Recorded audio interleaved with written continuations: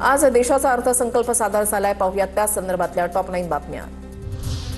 सर्वसामान्य करदात्यांना कोणताही दिलासा नाही. इन्कम टॅक्समध्ये कोणताही बदल नाही. गेल्या वर्षीप्रमाणेच आयकरचा स्लॅब असणार. टॅक्समध्ये गडबड केल्यास शिक्षा, नाहीतर दंड करण्याची तरतूद.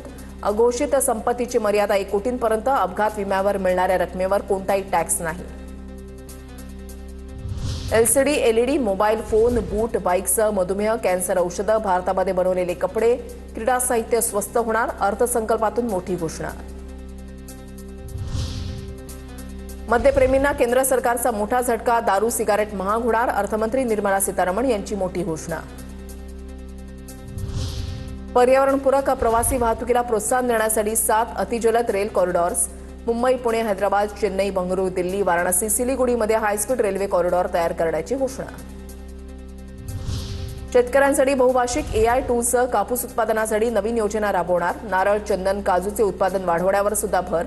काजूला जागतिक ब्रँड बनवण्याचा निर्धार. विद्यार्थिनींच्या सुरक्षित निवासासाठी देशामधील प्रत्येक जिल्ह्यामध्ये शासकीय वसतिगृह उभारणार. तर देशामधील 15,000 शाळा आणि 500 महाविद्यालयांमध्ये कंटेंट क्रिएटर लॅब सुरू करण्याचा निर्णय.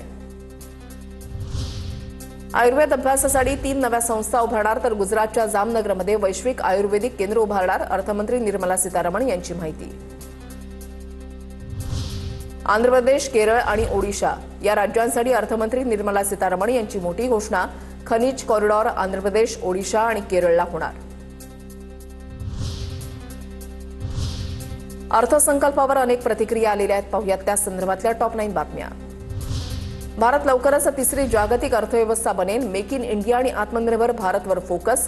भारताला विकासाकडे नेणारा अर्थसंकल्प मांडला. पंतप्रधान मोदींचं विधान.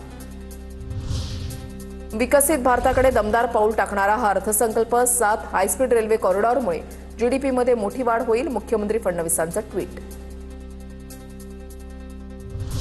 केंद्र सरकारकडून मांडण्यात आलेल्या बजेटमध्ये शेतकरी, महाराष्ट्र तसेच देशातील उद्योग आणि उद्योजकांना काहीच मिळालं नाही अशी टीका जयंत पाटील यांनी केली आहे. देशामधील उद्योग आणि उद्योजकांना भरीव बूस्ट मिळेल असं काही दिसत नाही अशी टीका देखील जयंत पाटलांनी केली आहे. केंद्र सरकारचा अर्थसंकल्प म्हणजे जनतेच्या पदरी पडलेली वाटाड्याची अक्षता. ठाकरेंच्या शिवसेनेचे नेते अंबादास दानवे यांची केंद्रीय अर्थसंकल्पावरून टीका.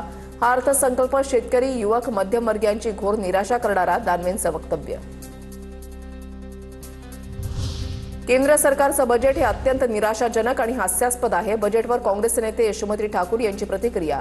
बजेटमध्ये शेतकऱ्यांसाठी, कामगारांसाठी, मध्यमवर्गीयांसाठी काहीच तरतूद नाही. वाढलेली महागाई कशी कमी करावी यावर लक्षच नाही. ठाकूर यांची टीका. केंद्राच्या बजेटमध्ये महाराष्ट्राची निराशा. काँग्रेसचे खासदार बळवंत वानखेडेंची टीका. निवडणुका असलेल्या राज्यांमध्ये घोषणांचा पाऊस. बजेटमध्ये शेतकऱ्यांसाठी काहीही नाही. बळवंत वानखेडेंची प्रतिक्रिया. बेरोजगारांना, मध्यमवर्गीयांना, शहरी भागातील नागरिकांना आणि शेतकऱ्यांना काहीही दिलेलं नाही. सर्वांच्या हातावर तुरी देण्याचं काम केंद्रीय अर्थसंकल्पाच्या माध्यमातून झालंय. बजेटवर हर्षवर्धन सपकाळ यांची टीका. बजेटमध्ये महाराष्ट्रापेक्षा गुजरातला जास्त वाटा. केंद्रीय अर्थसंकल्पावरून प्रहारच्या बच्चू कडूंची टीका. महाराष्ट्रामधल्या खासदारांनी दिल्लीमध्ये भांडलं पाहिजे. बच्चू कडूंची प्रतिक्रिया.